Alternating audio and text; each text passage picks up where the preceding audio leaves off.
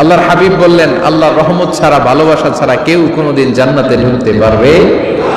আম্মা জান আয়েশা বললেন, ইয়া রাসূলুল্লাহ, আপনিও না? আল্লাহর হাবিব বললেন, না, আমিও না, তবে আল্লাহর রহমত আর দয়া সেদিন আমাকে ঘিরে রাখবে। মান নুকিশা উযিবা, যার হিসাব আল্লাহ সেদিন চাইবেন সে ধরা খেয়ে যাবে। সব সময় আল্লাহর কাছে এই দোয়াটা যেন আমরা করি, আল্লাহ কিয়ামতের দিন তুমি আমার হিসাব নিও না,